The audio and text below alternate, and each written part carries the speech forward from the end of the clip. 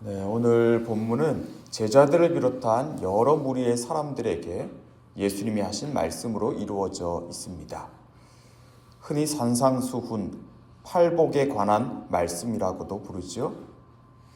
우선 우리가 유심히 보아야 할 점은 예수님이 지금 무리를 대하고 있는 그 태도가 변하고 있다는 점입니다. 앞서 23절부터 25절까지의 내용에서 보면 이 무리와 예수님의 관계는 어떠했습니까? 예수님은 백성 중에 모든 병과 모든 약한 것을 고치셨다고 되어 있습니다. 그 소문이 널리 퍼지죠. 그러자 각종 병을 앓는 자들이 예수님께 나오고 예수님은 그들을 고쳐주십니다.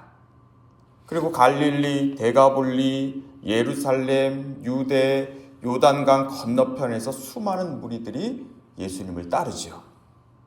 네, 오늘 예수님 말씀을 전하시는 대상은 바로 그 무리의 사람들입니다. 조금 전까지는 이 사람들은 예수님께 고침을 받는 사람들이었습니다. 비유로 하자면 이런 거죠. 수술대에 누워서 의사의 치료를 받는 환자와도 같은 겁니다.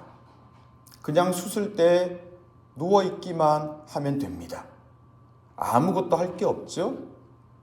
그런데 이 사람들이 회복되고 이들이 일어나자 이제 그들을 대하는 예수님의 태도가 바뀌는 겁니다. 어떻게 바뀌나요? 자, 우리 2절 말씀 함께 읽어보겠습니다. 2절입니다. 입을 열어 가르쳐 이르시되. 네, 이제 예수님은 이 사람들을 가르치기 시작하십니다. 무엇을 가르치십니까?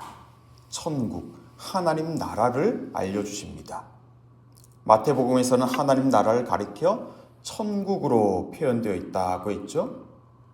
조금 전만 해도 이 사람들은 그저 예수님께 고침을 받으러 나올 뿐이었습니다.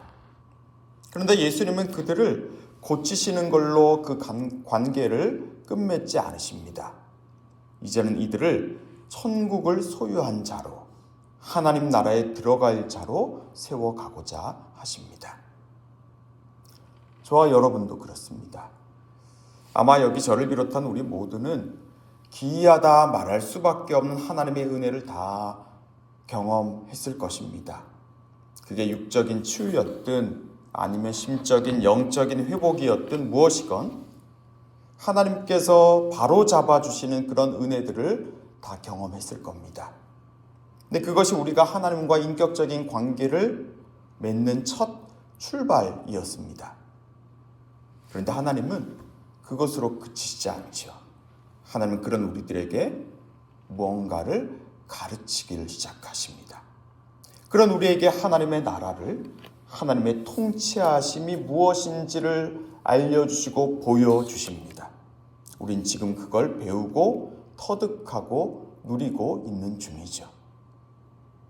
예수님은 그들에게 심령이 가난한 자, 애통하는 자, 온유한 자, 의에 줄이고 목마른 자, 긍휼히 여기는 자, 마음이 청결한 자, 화평하게 하는 자, 의를 위하여 박해를 받은 자, 예수님으로 말미암아 욕을 먹고 박해를 당하고 속임을 당하는 자가 복이 있다고 말씀하십니다.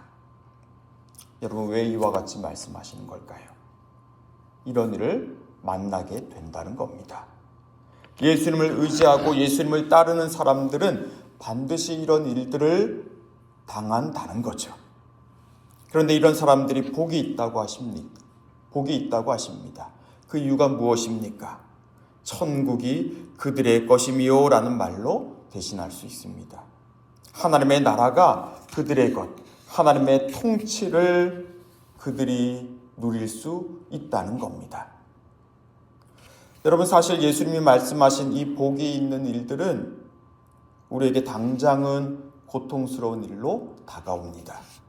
마음이 청결하기에, 온유하기에, 당장 내 혈기대로, 내 몸이 원하는 대로 선택하지 않는 것, 이건 결코 쉬운 일이 아니죠.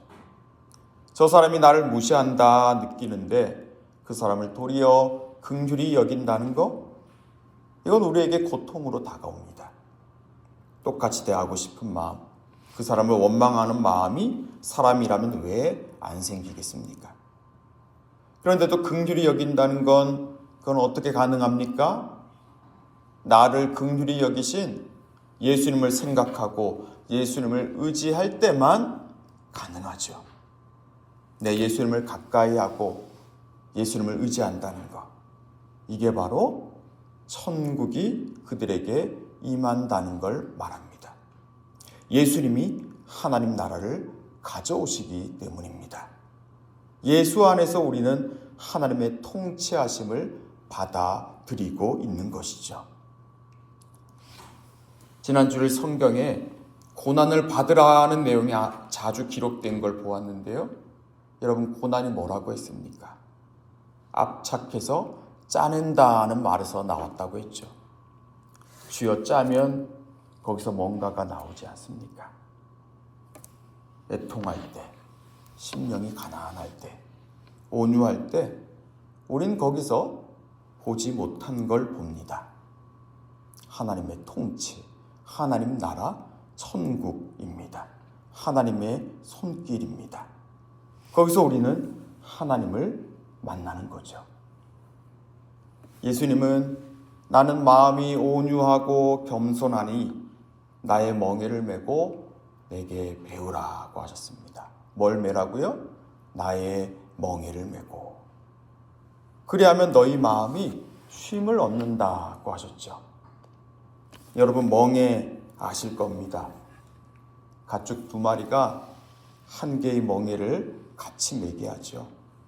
그러면 이 2마리 중에 하나가 멈추려고 해도, 쉬려고 해도 다른 한 마리가 끌어주면 같이 움직이게 되어 있지 않습니까? 예수님의 멍에를 맨다는 것도 그런 겁니다. 지칠 때, 참아야 할 때, 참고 넘겨야 할 때, 우리는 그저 나 혼자 무작정 참는 게 아닙니다. 예수님의 멍에를 매는 겁니다. 나와 같이 그 멍에를 같이 메고 계신 예수님께 말하는 거예요. 그분에게 내 깊은 고민을 나누는 겁니다. 그리고 그분이 이끌어 주시는 힘으로 또 한 걸음 한 걸음 발을 옮기는 겁니다. 그러면 그 사람은 그 누구보다 예수님을, 또 예수님이 가져오시는 하나님 나라를 더 깊이 알아가는 것이죠. 예수님은 말씀하시죠. 우리 12절 말씀을 같이 한번 읽겠습니다. 12절입니다. 기뻐하고 즐거워하라. 하늘에서 너희의 상이 큼이라. 너희 전에 있던 선지자들도 이같이 박해하였느니라. 기뻐하라, 즐거워하라 하고 하십니다. 예수님의 멍에를 맨 그 사람을 하나님이 반드시 기억하실 것이기 때문입니다. 그를 하나님이 기뻐하시고 그 사람에게 우리가 상이라고 표현할 만한 좋은 것을 주실 것이라 하시죠. 사랑하는 성도 여러분, 고난을 받으라고 했습니다. 그런 사람들이 복이 있다고 하십니다. 그런 사람들에게 하늘에서 상이 크다고 하십니다. 여러분, 혹시 인내하시는 일이 있습니까? 그래서 기도하고 계십니까? 긍휼히 여기려고 애를 쓰고 계십니까? 그렇다면 그런 여러분들에게 천국이 임하고 있는 것입니다. 예수님과 함께 예수님의 이름으로 오고 있는 하나님 나라를 받아들이십시오. 여러분은 분명 예수님과 함께 기뻐하고 즐거워하실 것입니다. 기도하겠습니다. 아버지 하나님, 한숨이 나오고 화가 나고 마음이 요동칠 때가 있습니다. 주님, 그와 같은 고통을 당하셨을 예수님을 바라보게 해주십시오. 그러한 때 하나님의 통치를 구하신 예수님을 우리가 의지하기를 원합니다. 예수님의 멍에를 매며 예수님의 생각을, 예수님의 시선을, 예수님의 숨결을, 예수님의 말씀을 더 깊이 받아들이게 해주십시오.